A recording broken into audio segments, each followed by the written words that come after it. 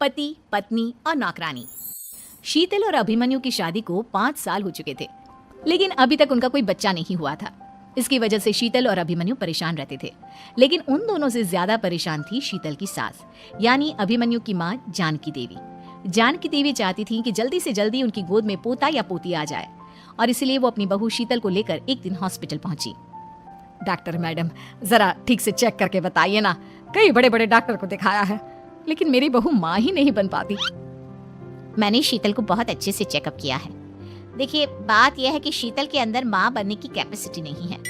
ये आप क्या कह रही हैं डॉक्टर साहब? कोई तो इलाज होगा ना, कोई दवाई दे दीजिए।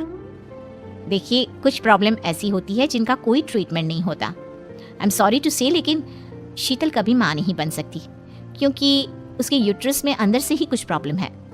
घर आने के बाद क्या हुआ माँ? कहाँ लेकर गई थी आप शीतल को? अरे कहाँ लेकर जाती, डॉक्टर मैडम के पास ले गई थी, लेकिन तेरी बीवी तो कभी माँ बन ही नहीं सकती। मम्मी जी, इसमें मेरी क्या गलती? अगर अंदर से कोई प्रॉब्लम है तो उसमें मैं भी कुछ नहीं कर सकती। जानती हूँ, ये बात डॉक्टर के मुंह से सुन चुकी हूँ। अब दोबारा मेरे सामने इस बात का गाना मत गा। अरे माँ, परेशान होने की जरूरत नहीं है, हम सोचते हैं ना कुछ। अरे क्या सोचेगा तू? जब डॉक्टर कह चुका है कि तेरी बीवी माँ नहीं बन सकती, तो बता क्या सोचेगा तू? कहाँ से लाएगा बच्चा? माँ, ये तो मैं भी नहीं जानता।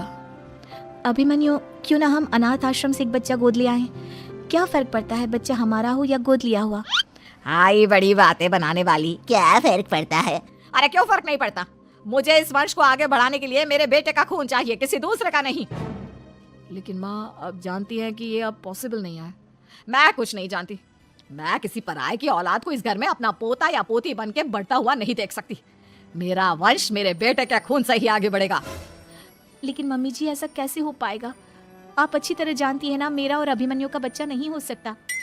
तो मैं अपने बेटे की दूसरी शादी करवाऊंगी, और अपनी दूसरी बीवी से ये मुझे बच्चा पैदा करके देगा। ये आप क्या कह रही हैं माँ? मैं किसी और से शादी नहीं करने वाला।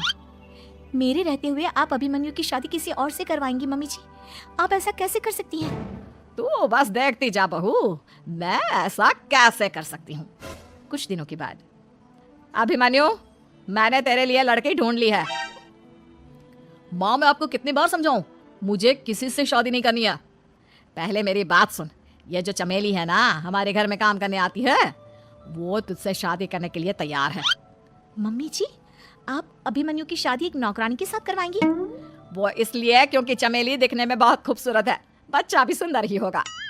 मम्मी जी, लेकिन एक बच्चे के लिए अपने बेटे की शादी नौकरानी के साथ करवाना, क्या ये सही है? अगर अभिमन्यु ने शादी नहीं की ना, तो मैं अपनी जान दे दूंगी।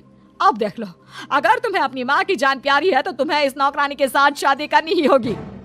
इस तरह जानकी देवी अपने बेटे अभिमन्यु की शादी नौकरानी चमेली के साथ करवा देती है। कुछ दिनों के बाद, नौकरानी से मालकिन बन के तो मजा आ गया। अब तो मैं इस घर की मालकिन हूँ। देखो, अपने आप को ज्यादा मालकिन समझने की कोशिश मत करो। एक बार तुम्हारा और अभिमन्यु का बच्चा इस दुनिया में आ जाए, उसके बाद तुम इस घर से हमेशा के लिए चली जाना। अरे जाओ जाओ, किसी और के आगे बातें बनाना। एक बच्चा तो पैदा नहीं कर सकी। बढ़िया आई, जाओ जाकर मेरे लिए कॉफी बना कर लाओ। नौकरानी मैं हूँ या तुम? मम्मी जी, देखिए ना शीतल मुझसे किस तरह से बात कर रही है। शीतल, तुम्हें पता है ना चमेली प्रेग्नेंट है, मेरे बेटे के बच्चे की माँ बनने वाली है। वो जैसा कहती है वैसा करो। लेकिन मम्मी जी, वो मुझे नौकरों की तरह ट्रीट कर रही है। अरे तो करेगी ना, वैसे भी बहू तुम हो किस काम की? एक बच्चा तो पैदा नहीं कर सकती। जाओ अब घर के सारे काम करो और चमेली को आराम करने दो। थैंक यू मम्मी जी, भगवान आपका भला करे। आप नहीं होती तो मैं नौकरानी से महारानी कैसे बनती? देखो, तुम्हें जो चाहिए सब मिलेगा। खूब खाओ पियो, मजे की जिंदगी जियो, लेकिन बस मुझे एक बच्चा पैदा करके दे दो। कुछ दिनों के बाद, मम्मी, बच्चे के लिए आपने मेरी शादी चमेली के साथ करवा तो दी, लेकिन दिन और रात का चैन मिट गया है। सारा दिन शीतल और चमेली की बहस चलती रहती है। अब शीतल को इस घर में रखने से क्या होगा? मैं तो कहती हूँ उसे घर से निकाल दो, है भी किस काम की। मैं ऐसा नहीं कर सकता माँ, वो मेरी पत्नी है, उससे बहुत प्यार करता हूँ मैं। तुम्हारी पत्नी चमेली है, चमेली, उससे प्यार करो। अरे तुम्हारे बच्चे को जन्म देने वाली है वो। अभिमन्यु, मैं खुद ही इस घर से चली जाती हूँ। वैसे भी अपने ही घर में नौकरों की तरह रहकर परेशान हो चुकी हूँ। घर की नौकरानी मेरे ऊपर हुक्म चलाती है, वो तुम्हारी पत्नी बन चुकी है। अब मेरा इस घर में क्या काम?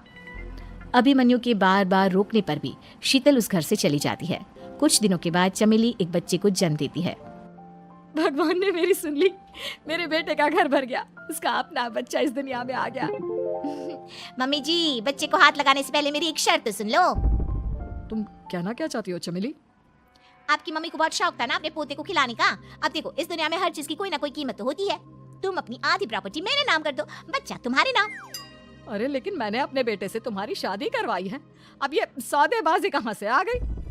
जो औरत अपनी बहू को घर से निकाल कर एक नौकरानी के साथ अपने बेटे की शादी करवा दे, वो तो सौदेबाजी कर ही सकती है ना। उसका कैसे भरोसा कर सकते हैं? मुझे बस आप लोगों की प्रॉपर्टी चाहिए, उसके बाद ही बच्चे को आप हाथ लगा सकते हैं। मैंने कहा था ना मम्मी, आप गलत कर रही हैं। देखिए, उसका नतीजा आपके सामने है। जब शीतल को पता चलता है कि अभिमन्यु और चमेली का बच्चा दुनिया में आ गया है तो वो अपने घर पहुंचती है। अभिमन्यु, कहाँ है आपका बच्चा? क्या मैं उसे देख सकती हूँ?